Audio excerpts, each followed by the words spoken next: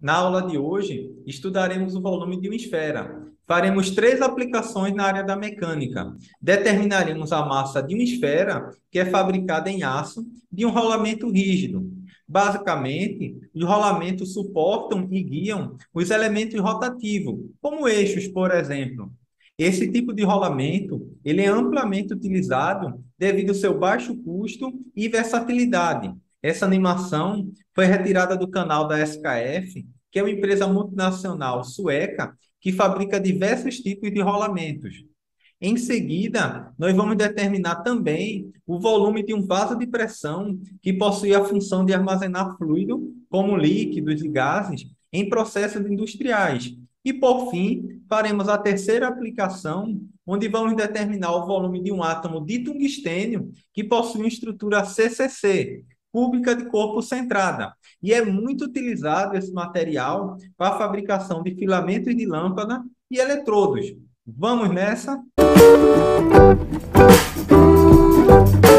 Olá, pessoal! Estamos de volta ao nosso curso para falar sobre o volume da esfera, esse sólido que é gerado pela rotação completa de um semicírculo. Então, grave bem, rotação completa de um semicírculo em torno de um eixo que contém o seu diâmetro. Lembrando que o diâmetro é dado por duas vezes o raio. Temos aqui o raio R, que é o raio da esfera. Então, nosso diâmetro é o dobro do raio, logo o raio é a metade do diâmetro. Logo, R é igual a D sobre 2, e o volume da esfera, que vocês já viram desde o ensino médio, é dado por 4 terços, que multiplica π vezes o raio ao cubo. Nós não conseguimos provar aqui no ensino médio, mas se você for lá no nosso curso de cálculo, cálculo aplicado em engenharia, você vai ver como determinar o volume de uma esfera de raio R.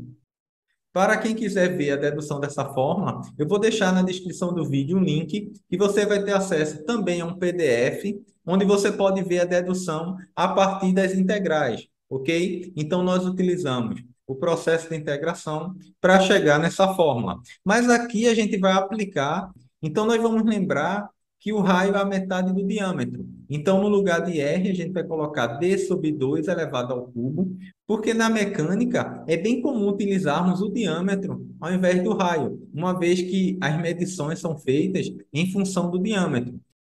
Observe que podemos elevar aqui d ao cubo, e 2 elevado ao cubo é 2 vezes 2 vezes 2, que seria igual a 8. Então, temos aqui d ao cubo sobre 8. Se nós simplificarmos por 4, ok, dá 1. 8 por 4 dá 2. Então, fazendo esse produto, 3 vezes 2 daria 6. Então, nós podemos escrever também o volume da esfera como sendo πd ao cubo sobre 6. Então, podemos fazer tanto em função do raio, como utilizar a fórmula também em função do diâmetro, que é πd3 sobre 6. A gente está mais acostumado no ensino médio a usar 4 terços de πr ao cubo, ok? Essa é a primeira opção.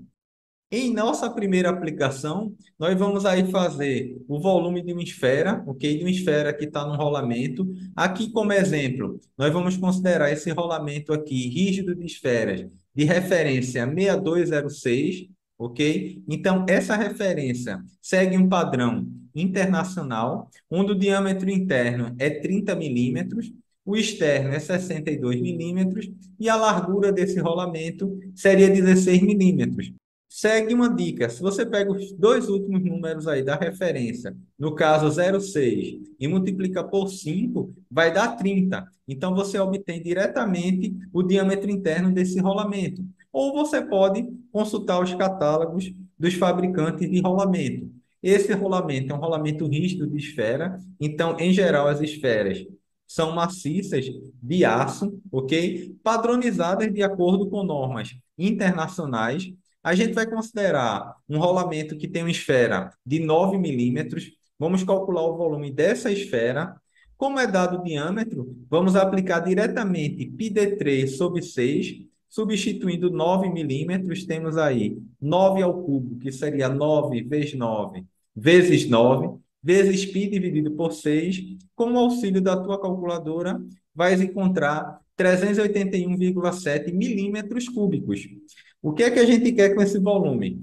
Queremos determinar a massa de uma esfera, é dado aqui a densidade do aço, 7.850 quilogramas por metro cúbico. Observe que aqui a gente está em milímetro cúbico, então vamos precisar passar esse volume para metro cúbico. Lembrando que densidade é dado por massa sobre o volume, então a massa é dada pelo produto da densidade vezes o volume. Como a densidade aqui nós estamos considerando 7.850, então, vamos passar o volume aí para metro cúbico. Observe que de milímetro para metro a gente divide por 1.000, só que aqui a gente está a unidade de volume, então é milímetro cúbico. Então, 10 a menos 3 ao cubo. Então, a gente vai multiplicar por 10 a menos 9. Fazendo esse produto, vamos encontrar uma massa de 3 vezes 10 a menos 3 quilogramas. Se você multiplica por 1.000, então 10 a menos 3 aqui vai dar 1 nesse produto, vezes 3 dá uma massa de aproximadamente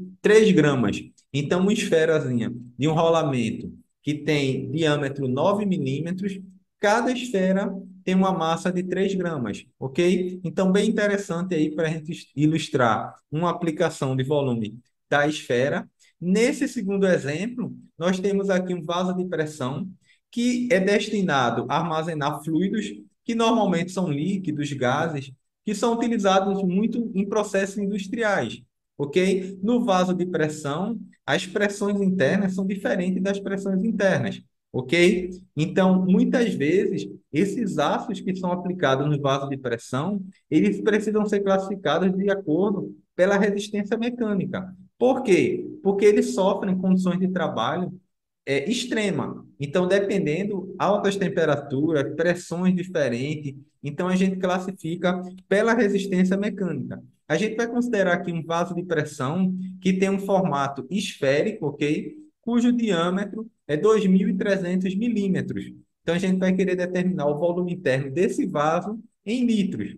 Como o diâmetro é 2.300 milímetros, nós vamos passar já para metro. Se a gente divide 2.300 por 1.000, vamos encontrar um diâmetro de 2,3 metros e a gente pode calcular o volume desse vaso rapidamente, que pode ser 4 terços de πr ao cubo. A gente pode dividir por 2 e substituir nessa fórmula, ou diretamente πd ao cubo sobre 6. Considerando o diâmetro de 2,3, ficamos aí com 2,3 ao cubo vezes π dividido por 6. Então, com o auxílio da tua calculadora, você vai encontrar um volume de 6,371 metro cúbico.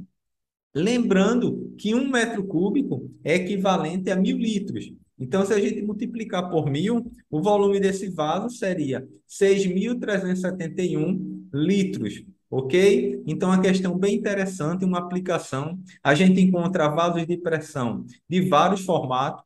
Aqui a gente ilustrou um esférico, mas a gente vê muito também vasos cilíndricos, por exemplo. E para concluir nossa aula, nós vamos fazer o volume de um átomo de tungstênio, ok? Uma vez que nos materiais cristalinos, os átomos estão posicionados numa distribuição que se repete, ok? Ao longo de grandes distâncias atômicas de modo tridimensional, ou seja, é uma distribuição periódica que a gente chama de estrutura cristalina. Para representar essa estrutura, geralmente nós utilizamos células unitárias. Uma célula bem comum é a cúbica, que é uma entidade básica de repetição da estrutura tridimensional. Se a gente observar aqui, temos uma estrutura cúbica, CCC, cúbica de corpo centrado.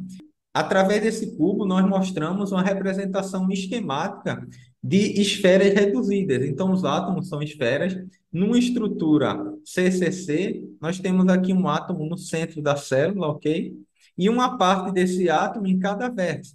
Se a gente somar essa estrutura, ela teria 2 átomos. Observe aqui que a gente está mostrando somente uma unitária, mas aqui do lado, em cima, embaixo, na outra lateral, também teria vários cubos que os átomos iam se completando.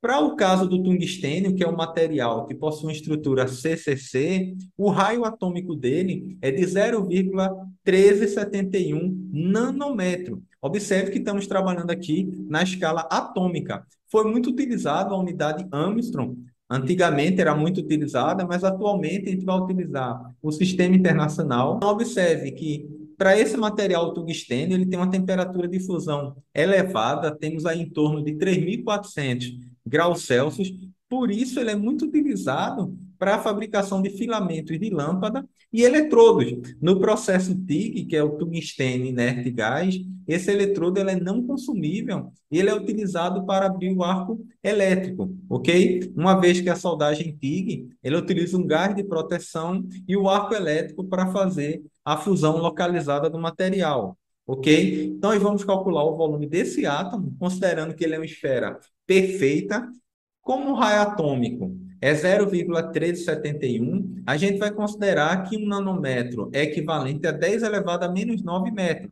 Então, vamos utilizar a forma em função do raio. Então, ficamos aí com 4 terços de π vezes o raio elevado ao cubo. Nós multiplicamos aqui por 10 a menos 9, que é a equivalência aí para passar para metro. Então, você pode colocar isso aqui na tua calculadora, essa constante, e elevar ao cubo, multiplicar por π e depois multiplicar por 4 terços, que você vai ter o volume de um átomo de tungstênio, que daria 1,079 vezes 10 elevado a menos 29 metro cúbico. Essas estruturas são estudadas numa disciplina chamada Ciência dos Materiais, que tanto na engenharia mecânica, como na engenharia de materiais, outras engenharias também têm, como no curso técnico, também são utilizadas, e ela serve para compreender melhor o comportamento desses materiais. Vários materiais possuem estrutura CCC, outros têm estrutura CFC, que é cúbica de face centrada. Então, coloca lá no vídeo alguns materiais que você conhece, que tem estrutura CCC, e outros materiais que você conheça que tem estrutura CFC, cúbica de face centrada, ok? Gostaria que você deixasse nos comentários aquilo que mais chamou tua atenção sobre o volume da esfera. Aproveita, deixa uma dúvida ou outras aplicações sobre este assunto. Eu vou encerrar citando o livro de Provérbios 15:16, que diz: é melhor ter pouco com o temor do Senhor, do que grande riqueza com inquietação. Selá, forte abraço, fiquem com Deus e até nossa próxima aula.